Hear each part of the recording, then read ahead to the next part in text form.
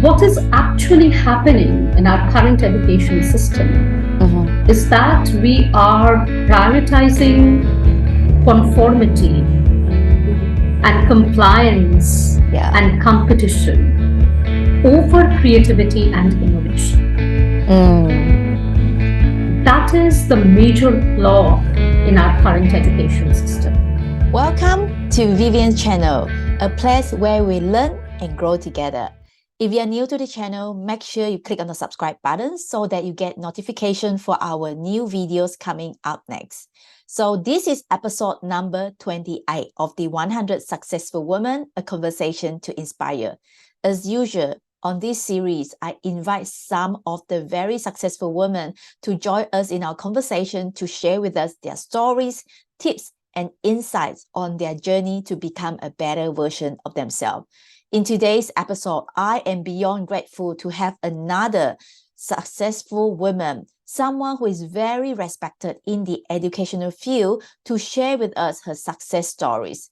Dr. Shauli Mukherjee is joining us all the way from India to share with us her ups and downs in the educational industry for the past 20 plus years.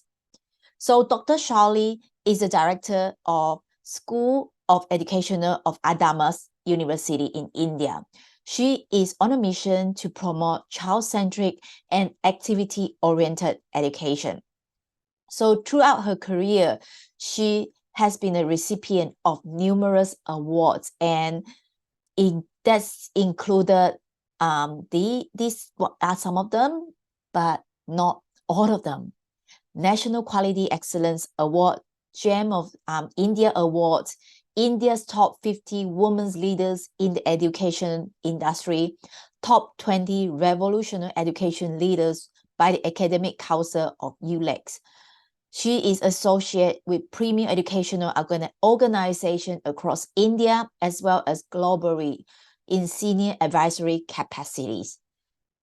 She is also recognized among 99 Women Achievers of India for the year 2021.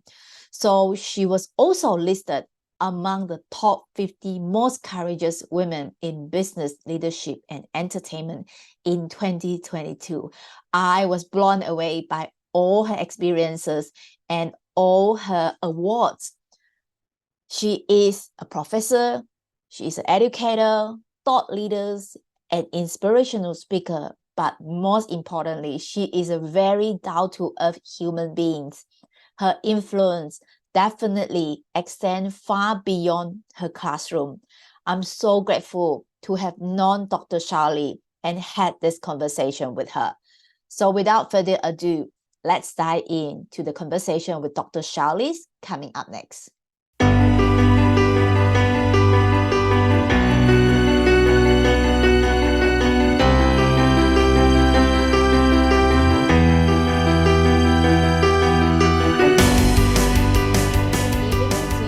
Shauli, how are you doing today?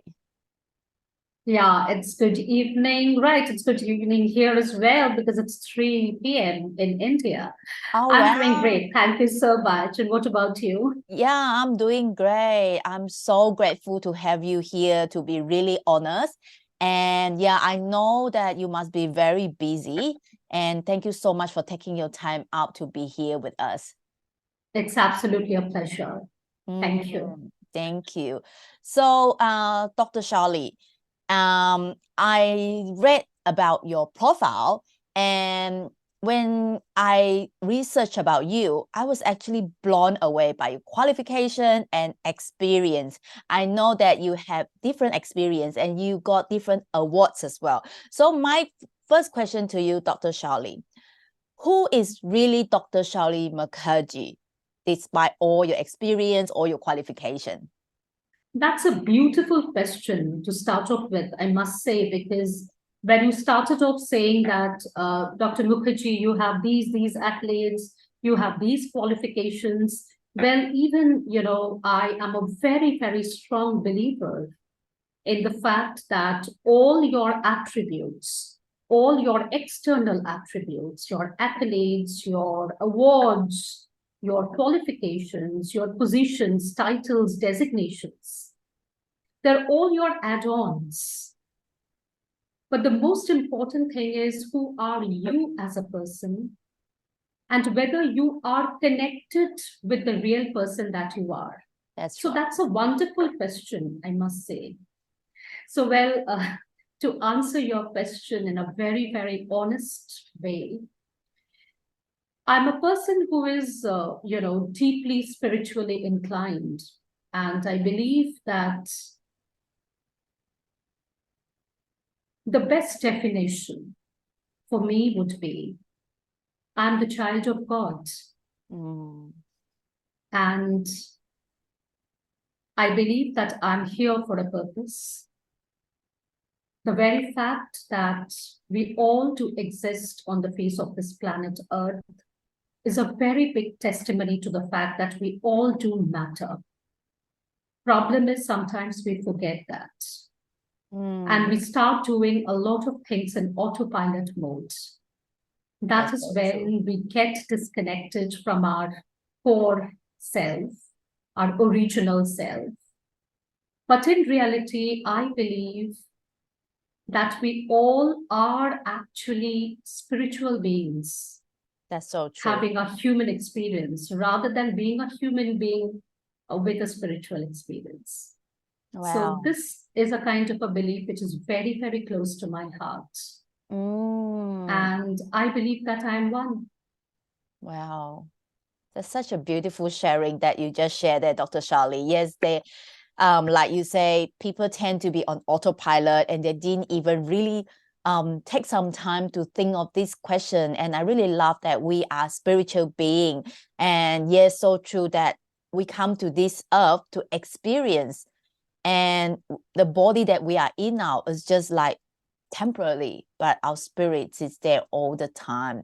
Thank you so much for your beautiful sharing, Dr. Shauli. Yeah, I know that you are in the educational industry for more than 20 years.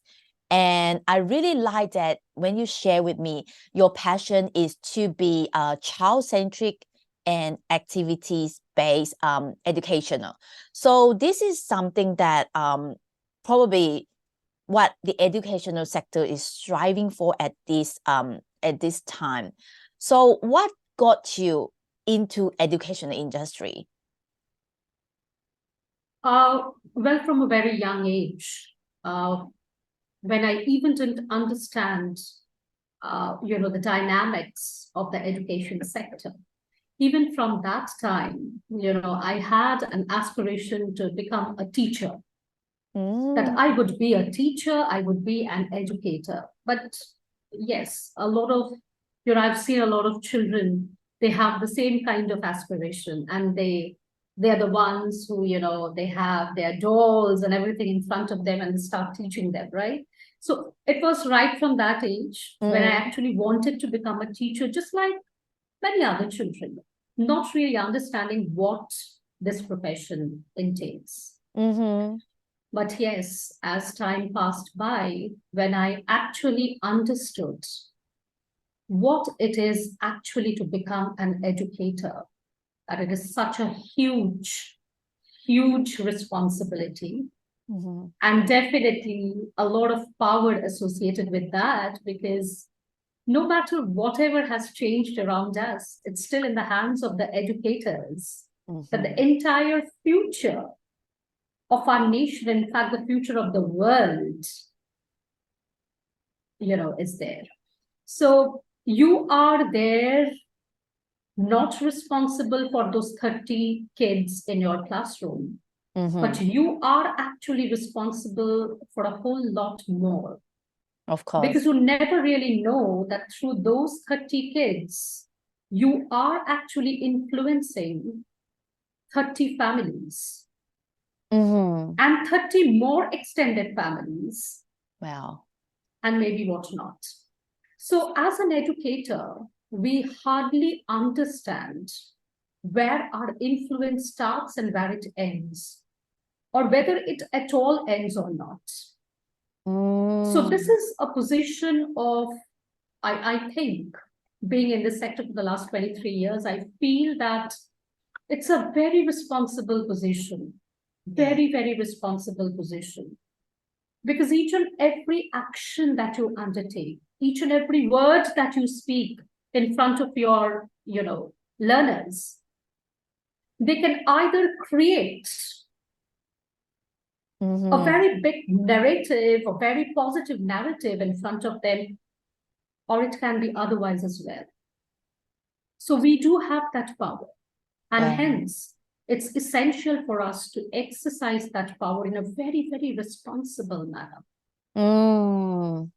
Well, I feel so amazed with your sharing. And then it is like you initially mentioned, being a teacher probably is something that taught by little girls when they were young, like my girls as well. Sometime when she was young, she was teaching her teddy bears or to be a teacher. So it might be something that was like taught by the adult, saying that, oh, become a teacher is something that you should do or is a good career. But then you are such a responsible teachers, and you wanted to make it matters as well, like you say, and you realize that, or you understand that being a teacher is a responsibility far beyond just teaching that kids within that 6 hours, and you influence far more than those families. So in what moment, and which is your aha moment, and you take it in your hand saying that, oh, I will have to make it to be different? So as I told you, it started 23 years back when I, landed in this particular profession as a teacher with a lot of positive dreams, aspirations to make a real difference to the lives of many people who would be around me through the ennobling power of education. So, unfortunately, when I landed into this particular profession, and the first initial years were actually a roller coaster ride for me, because I started, having those kind of experiences which I never expected. I had a very rosy picture. I had a very bright and positive picture.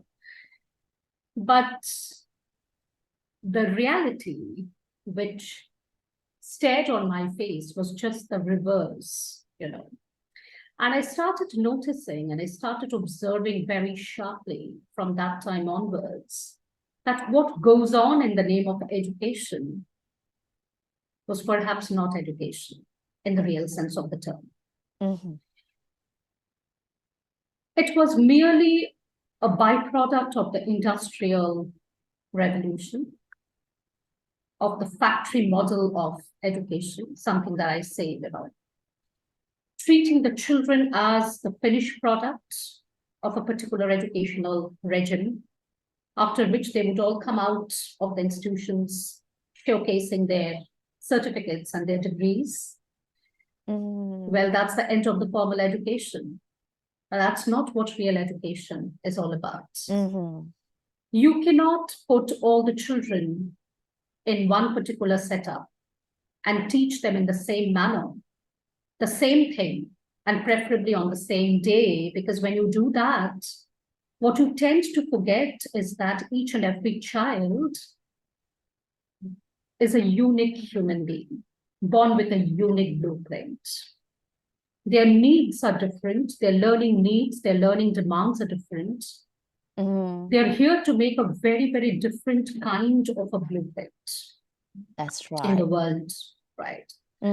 So what is actually happening in our current education system is that we are prioritizing conformity and compliance and competition over creativity and innovation. That is the major flaw in our current education system. Because if you understand that each and every child, when he or she is born a creative being with an innovative spark. I have never seen a child in my life who is not excited or eager to learn new things. I have always seen children who are, inherently moonshot thinkers. I have seen children who are extremely, extremely creative. They will never stop questioning. They have questions about everything, you know. Yes. But then if that is so, and it's not me who had observed all these things. We all have observed, right?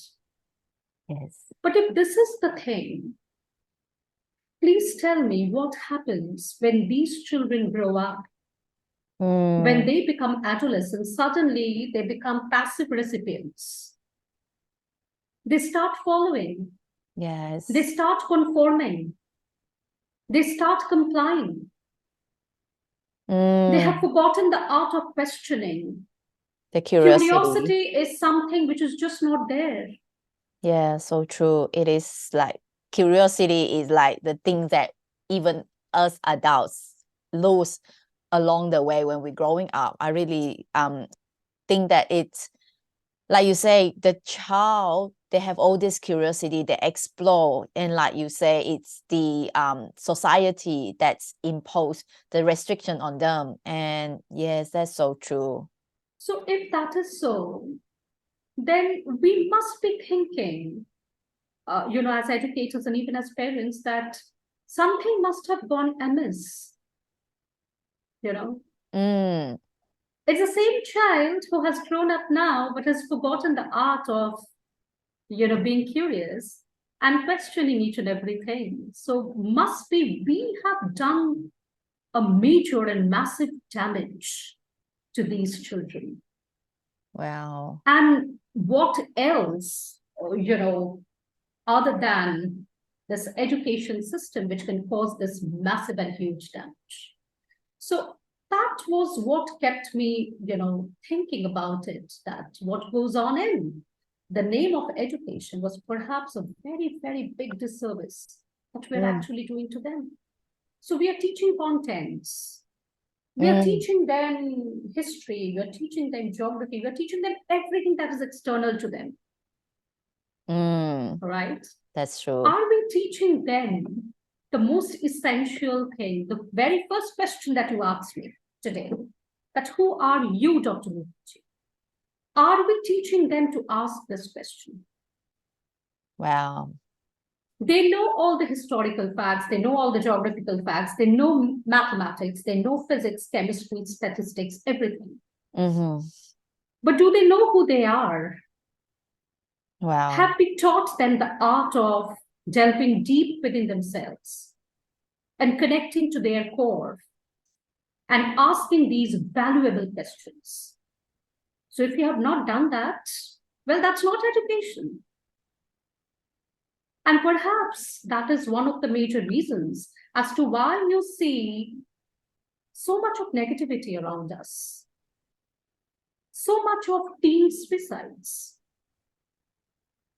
so much of, children, young adults going into depression, anxiety, panic attacks, because they actually do not know who they are and what is their purpose. Wow. So don't you think that our education system, the major priority of our education system is to teach these young children these two basic things before teaching them about the external world? Wow.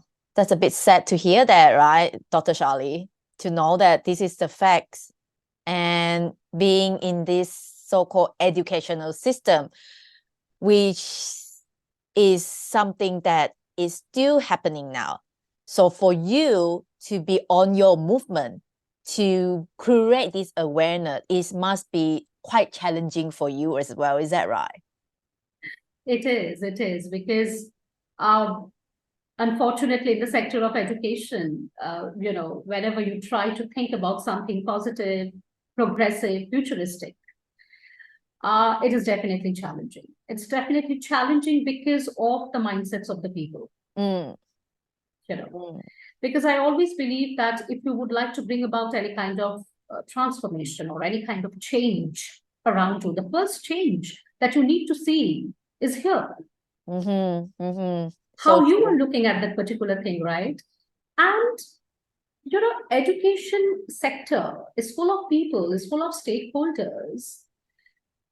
Unfortunately, they have a very, very regressive mindset.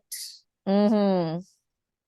They have a lot of resistance when it comes to education because they still feel that things should happen in the same manner, in the same way. Mm-hmm. That had happened centuries back. Wow. So I have been taught in this manner. So my children should also be taught in the same manner. My grandchildren should also be taught in the same manner, forgetting that we are in the 21st century, volatile, uncertain, complex, ambiguous world, where more than cutthroat competition, what is needed is collaboration and cooperation. Mm-hmm. We are hardly teaching our children that. Yeah. Another thing is, and I would definitely like to mention this, the two most important things that we snatch away from our children Mm-mm. are agency and autonomy. Mm. We don't give them that. So we instruct them, we control them, we create a lot of fear that if you do not comply, then these are going to be the consequences. Mm. So the main two pillars on which the education system is resting right now is fear and control. Mm-hmm. Rather, the two most important pillars should be agency and autonomy. So only when you allow agency and autonomy to the children, they can be at their creative best. They can be at their innovative best. Yeah. So you are saying that we want, global change makers. We want people who would be changing the world, who would be having out of the box thinking capacity. How would they develop that? Yeah. You're snatching away the agency and autonomy from them. How can you even expect that they would grow up to become independent thinkers? They can't.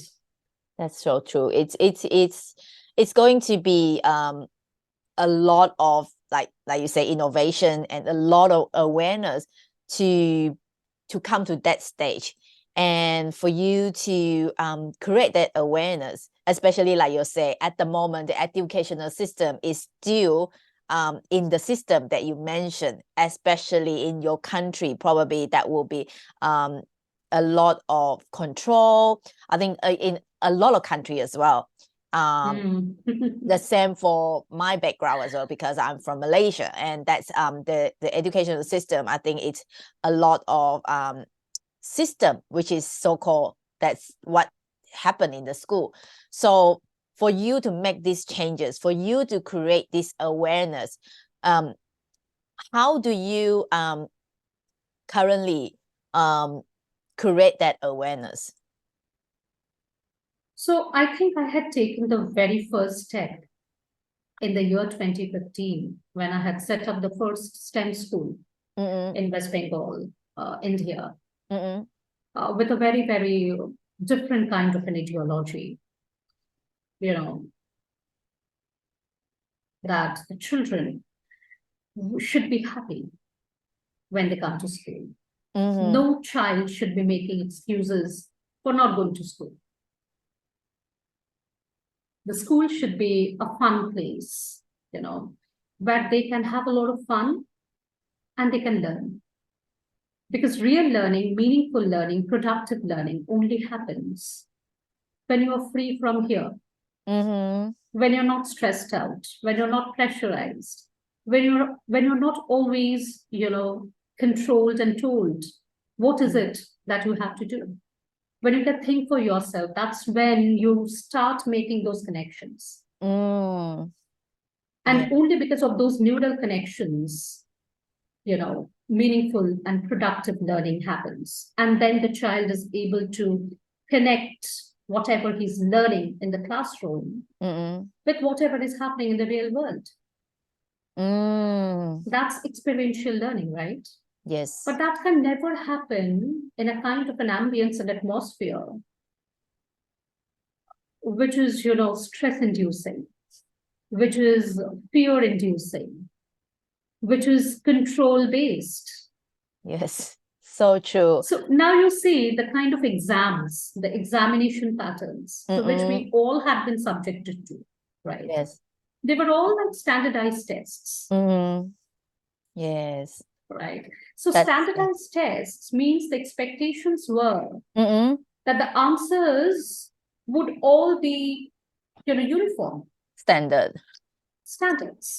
There were standards. So there were no place for creativity. There were no place for out-of-the-box thinking.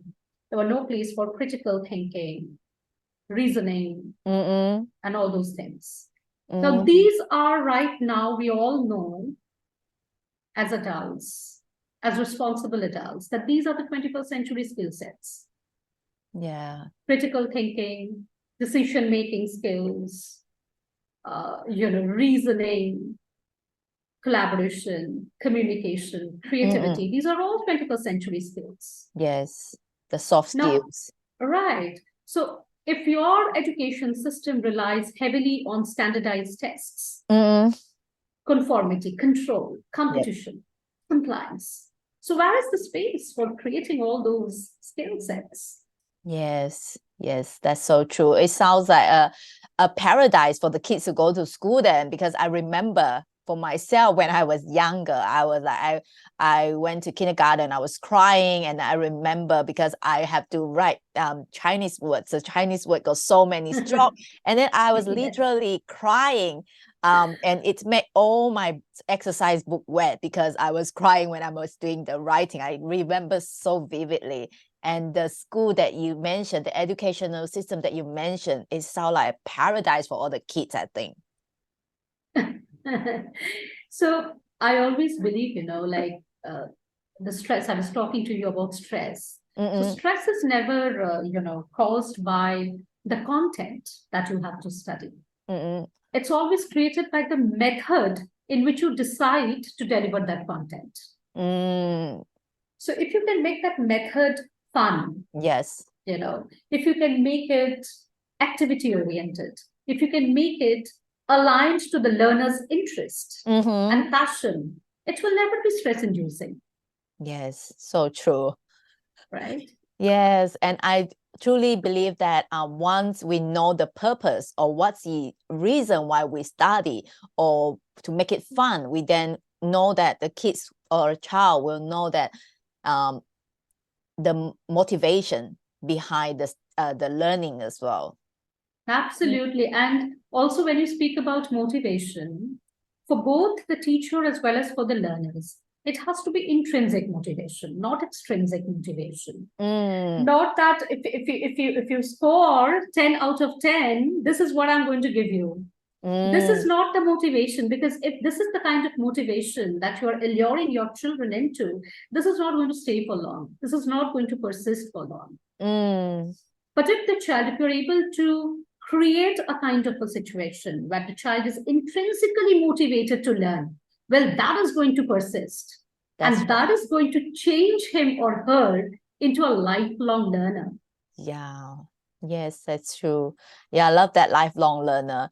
And because from what you're sharing is like I really love that you create that idea or in the process of making this awareness of child-centric. And it made me thought of one of the teaching by one of my mentor. He was sharing the teaching by Confucius, which is to teach the kids based on their aptitude. So like you say, every child, they are different. So based on their unique, based on their talents, then they will be able to provide them with different learning skills or different learning method, like you say. Absolutely. Absolutely. And the teachers have a huge role and responsibility in that. And why only teachers? Even parents. Even parents. Yes, so true. I really like I say, I always salute all the teachers. It is such a the job that is like not easy. Parents that we are stuck with, like with our kids, we have to teach our kids, right? But being a responsible teacher is something that is very respected, and then you are doing far more than an ordinary teachers. And for you to be here today in your position, in your status now. So what are some of the current challenges that you are facing, and how do you tackle them? The first and foremost challenge is the mindset, is the regressive mindset, is that mindset which is completely resistant to unlearn and relearn. Mm-hmm. That is the greatest challenge, I would say. Because I would still say that it's easy to learn, but it's very difficult to unlearn. And it's really massively difficult to relearn after you unlearn. You know? But this is something that has to, continue all throughout your life. And this is not, see, I'm not talking about anything pertaining to formal education. I'm talking about life in general. In life, perhaps at, each and every day, not even realizing that we are doing it. Maybe we're not very conscious that we're doing it. But we are actually learning, unlearning, relearning, experimenting, encountering a lot of mistakes and failures. And again, maybe reflecting and deciding, this is maybe, this is the right way to do it. So this is the way in which we progress in our life's journey. Now, if this is the pattern of our lives, then how can education be different from it? Then why is it that in our education system, when a child fails, it is stigmatized? When a child encounters failures, well, we don't like that. Why is it so? Why can't we destigmatize failures and mistakes? Understanding that both failures as well as mistakes are absolutely essential ingredients for any effective and productive learning experience. That's how we all learn. That's how you have learned. That's how I have learned in my life. Yes. I don't know, countless mistakes. I have done countless mistakes. I have encountered a lot of challenges, failures in my life. And perhaps it's all a cumulative, effect of those failures and mistakes that I'm here today. That I'm confidently speaking about all these things because I have failed. Yes. Had I not failed, I wouldn't have told you all these things. So if that is so, why is failure stigmatized? Why can't we allow our children to fail? Wow. That's really sad to hear that, right? Because that's what the society believe that's imposed on the children, and I think it's getting a lot better now. It's like because of the mindset that that people have the awareness. I would definitely say that our educational system is in innovation, like you say, it's better than at least during my school time. It's different, but then nowadays it's like it's still making mistake or getting lower mark in school is not something that it will let the kids down and let the parents down. And like you say, it's very important for them to understand that it's okay to have failure, because that's how we learn. And that's such an important message for all the parents and all the teachers out there, and especially for the some of the countries that wasn't really having that awareness as well. But definitely in Australia, it is a lot better, I would say. It's like some of the schools don't really focus on the mark as much as back in my country. So for you, Dr. Shauli, and you also know that this is a question that one of my friends wanted me to ask you, because I told her that that I'm going to interview someone who is very respected in the education. With the AI technologies nowadays, what are your thoughts about AI and education? Yes, so there is absolutely no doubt that AI is the future of education. Mm-mm. And no matter whatever you think about it, you cannot see, there is one thing that you cannot resist it. Okay. Because it is said that when the time for one particular idea has come, it will materialize. Mm-mm. So it is here, it is here, it is here to stay, right? Mm-hmm. So there is no point resisting and having a lot of dialogues about it, that whether it's going to be good, bad, or how is it going to surface like. So it's Mm-mm. here to stay. Technology is here to stay, right? Mm-mm. So, but the thing is that we have to understand that the person who is going to use that technology as a tool, Mm-mm. that person needs to be smarter, and very consciously I have used the word smart, because we see that we all have smartphones in our hands, but hardly how many people are actually smart, right? So in that vein, I have used the word smarter. So we have to be smarter when we are handling AI, because definitely there are a lot of positives associated with that. But then who decides? Who decides how to regulate or how to leverage that for the maximum benefit of the learners? Mm-mm. Right? So there has to be that kind of an intervention from the human brain, right? Mm-hmm. Mm. So Yeah. AI did not come automatically. It Mm-mm. also came from a human brain, right? AI Definitely. was also created from a human brain. So Definitely. how to regulate or how to leverage it for the maximum and the majority benefit for the learners and for the others associated with Mm. it should also come from the human brain, Yes. right? Please understand it's a very, very important tool, but it's a tool. Mm. It's not going to take all the decisions. It rather should not. Mm. It Yeah, rather should not, that's you so know. true. So well said. Yes, that's true. That's so true. It is like, yeah, and it's like it's the fact that is already here.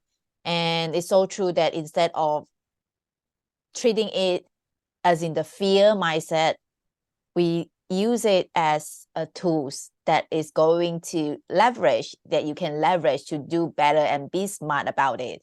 And I really love that. And thank you so much for sharing with us about that, Dr. Shauli. So the next thing that I would like to ask you is that to become in this educational industry with so much experience and so many different areas that you are working on right now. So what is the mission or the next step for you at the moment? The immediate next step is to continue doing what I'm doing, because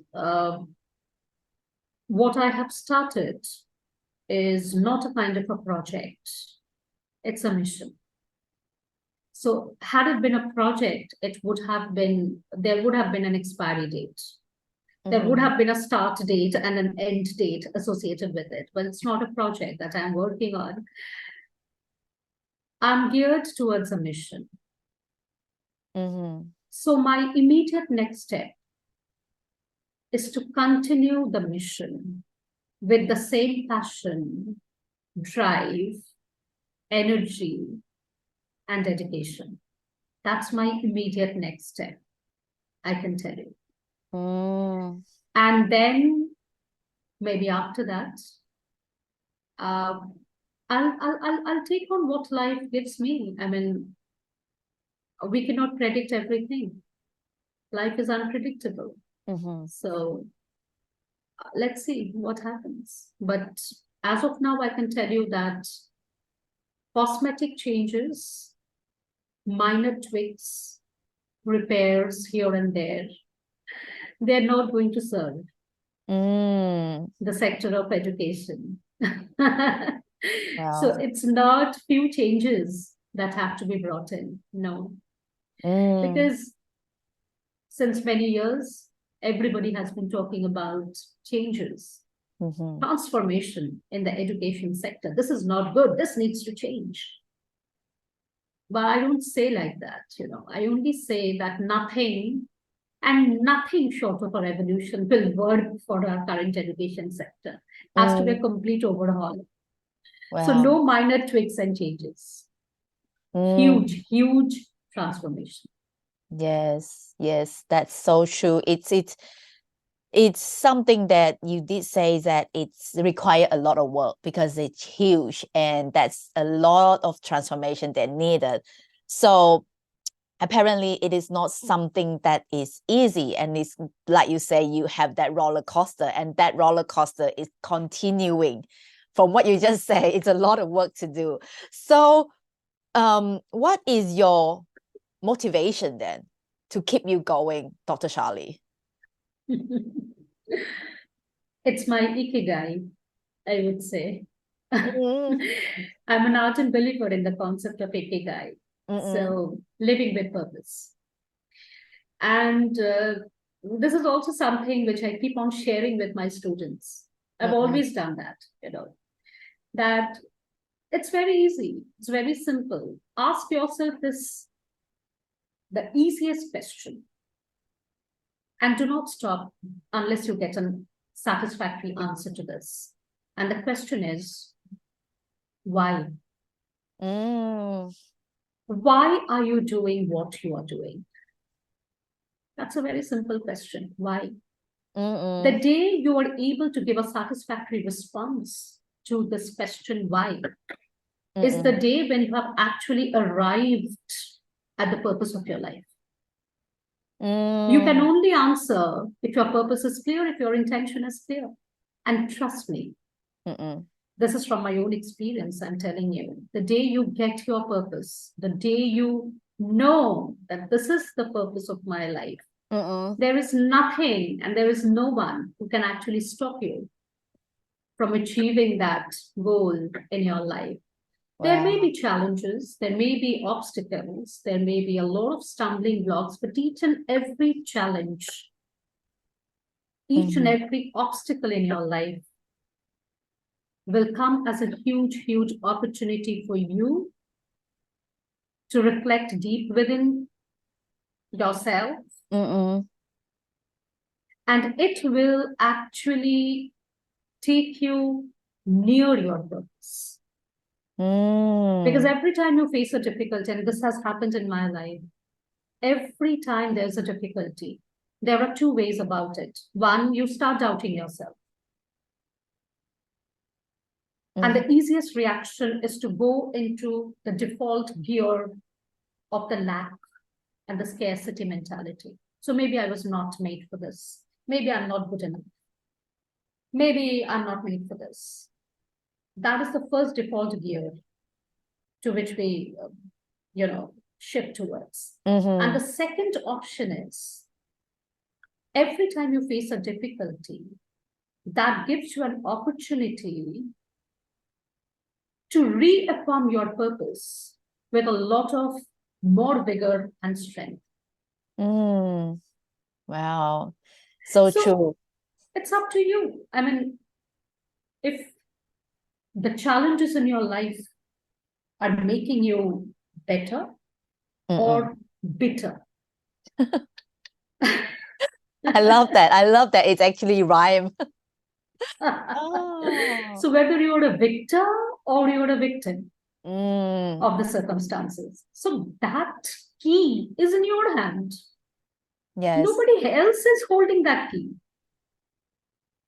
So Don't true. give that control in somebody else's hand or to some other situations, blaming that particular situation or that particular person that for him or her, I am not being able to do this. No, the key is always in your hand. Yes, yes. The choice is always there and the power is always in our own hand, right? Yes. So what's your big why, Dr. Shauli? My big why is to touch, to inspire, and to impact, the lives of many people around me through the ennobling power of education. That's my why. So beautiful. And I love that such a big mission of yours. And I am so proud that I'm actually cross path with you and learn about your mission, Dr. Shauli. I'm absolutely humbled. Yeah, I love that. And I know that it's actually you're very busy as well. So I'm very well aware of the time. And what is your, because this is a 100 successful women. So the question is, you as a woman to be in this journey, there will be a lot of different challenges as well. So what is your one piece of advice for other women out there?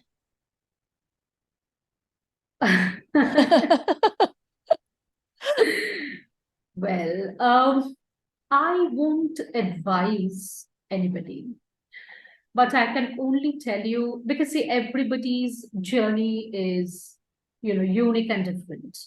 You know, I don't feel that I'm in a position to advise anybody, but I can only share what I tell myself, or rather, what advice I do give myself. I can share that.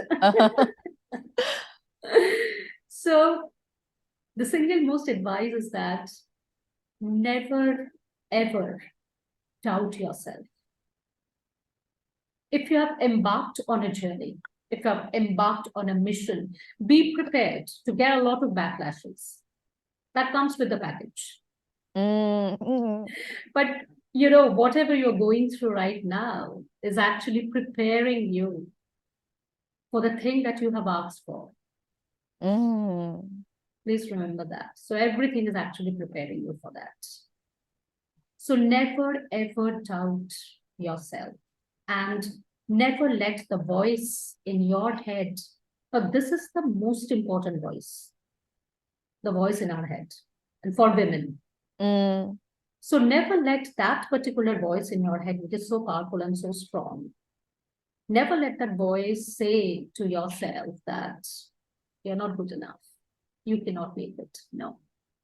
Because the real fight is never outside. It's always within us. So it's never true. outside. Wow, that's so powerful. And I really love that. It's like you say, it's so true. It's just like a light bulb moment that is so true, right? Because every fight that doesn't come from outside or internally. That's such a great piece of advice. Thank you so much for that. So any particular question that you would like me to ask that I haven't asked before we wrap up this session, Dr. Shauli? Oh, well, it had been a wonderful conversation and I thoroughly enjoyed it. I'm sure that, you have also enjoyed Yes. the entire conversation. It was not like, question and answer. It was not like that. It was a wonderful, free-flowing conversation. And I'm sure that a lot of, things came up during our discussion, which would perhaps not end here. We would, continue thinking about those few insights that regarding which we have spoken here. So this will continue. Yeah, I'm really amazed with what you're doing, Dr. Shauli. So one last question, where can people find you online? Well, I am a person who is quite active on social media. So you can find me on LinkedIn, on Insta, on Facebook. So I'm quite active on almost all my social media handles. All right, then. Yeah, whoever who want to connect with Dr. Shauli, I'm pretty sure you can easily find her online. Once again, thank you so much for your time, Dr. Shauli. I can say that you're just so, like you say, you really are so humble because you have so many qualifications and you're still willing to spend some time with me here. I'm so grateful for that. And I love your beautiful smile as well. So I would just like to say that I have thoroughly enjoyed each and every moment of our conversation, and I'll definitely cherish that. And it had been a wonderful experience, and thank you so much for having me. Thank you so much. And hopefully I will have you here again next time. Thank you. Sure, I would love to. Okay, bye for now. Bye-bye.